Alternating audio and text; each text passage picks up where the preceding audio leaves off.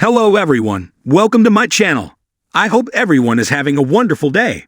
Before starting the video, please go ahead and hit the subscribe button and give this video a like up. You may not be able to tell from the articles I write for Soaks.com, but I always want to love the young and the restless as much as I once did. I want to get excited about conflicts that make sense, have real stakes, and all but vibrate with intensity. I want to get swept away by epic love stories that are so passionate I don't ever want them to end. I want to feel like the writers know the characters as well as I and their portrayers do. But alas, for some time, I haven't gotten what I wanted, and I'm willing to bet that you haven't either. I could be wrong. There could be a segment of the audience that absolutely lives for mustache-twirling villains, harebrained schemes, and two options for handling mental illness storylines. 1. Like a PSA that involves reading to us from a psych textbook, and 2. Like a free pass to turn a character into a Saturday morning cartoon version of Sybil. And, stop me if you've heard this one before. It doesn't have to be that way.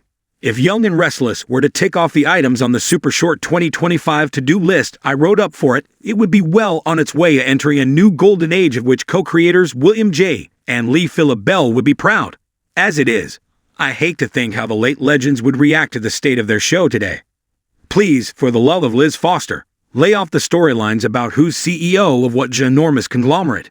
I'm gonna go out on a limb and guess that at least in this instance, it's oak if I speak for all of us when I say that we don't care. In fact, we couldn't care less. Though the current regime sure seems to like to try to see if it's possible. Give us some romance. Yes, beyond Victor calling Nikki, my baby, Diane and Jack canoodling before hatching another fakakta scheme, and Brat of the Year runner-up Kyle. Billy won the title, hands down. Running around with Claire, aka Genoa City's answer to both Laura Ingalls and Wednesday Addams. We've all watched soaps for long enough to know that they require some suspension of disbelief. But Young and Restless constantly asks us to suspend all disbelief. That's not just a lot to ask. It's too much. Somebody needs to get to know their characters, and what distinguishes one from another, then let stories spring from them. Creativity is a powerful force. It drives innovation, art, and progress. Yet, for many, it feels elusive, as if it can only be accessed by a select few. The truth is, creativity isn't something reserved for artists or geniuses. It is a skill that anyone can develop. It may seem overwhelming at first, but it doesn't have to be complicated. In fact, unlocking creativity only requires 3 simple steps. Yes, just 3. These steps, curiosity, exploration, and reflection, are the foundation upon which your creative potential can blossom. Curiosity is the fuel that propels creativity forward. Without curiosity, there is no desire to explore, to question, or to innovate. It's easy to get caught in the monotony of everyday life, following the same routine and doing the same things over and over. However, if you want to unlock creativity, you must first learn to cultivate curiosity. Ask questions. Seek answers. Wonder about the world around you. Think back to when you were a child. Children are naturally curious, always asking why and how about everything they encounter. It's this insatiable desire to know more that leads to creative breakthroughs. Unfortunately, as we grow older, this curiosity often fades. The world becomes predictable, and we stop questioning the status quo. The key to reigniting your creativity is to start asking questions again. Ask yourself what fascinates you. What excites you? What makes you wonder? It doesn't matter if the questions seem trivial at first. The more questions you ask, the more opportunities you will uncover for creative exploration. This step is about being curious, about engaging with the world in a way that allows you to see it with fresh eyes. For example, if you're an artist, take time to explore different mediums and techniques. If you're a writer, ask what new perspectives or genres you can explore. If you're a scientist, question assumptions and try to look at problems from unconventional angles. Curiosity doesn't have to lead to immediate answers. It's about the journey, not just the destination. Once you've sparked your curiosity, it's time to explore. Exploration is where creativity begins to take shape. It's the stage where you experiment, try new things, and step outside of your comfort zone. Exploration is the bridge between curiosity and creation. Consider the way inventors, artists, and entrepreneurs work. They don't always know what their next move will be or what the final outcome will look like.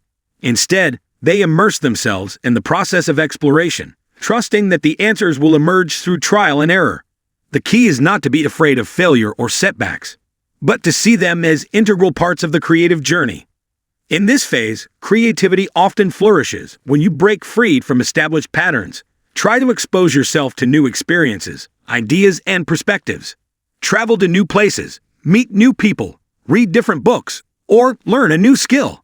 The more you stretch your boundaries, the more you'll discover hidden connections between seemingly unrelated ideas. It's these connections that spark creative insights and innovations. For instance, many scientific discoveries were made by chance or by exploring ideas outside of the norm. The same can be said for artists who combine different styles and techniques to create something completely unique. Exploration is about giving yourself permission to experiment and fail. Only through exploration can you find your true creative voice. Step 3. Reflect and iterate.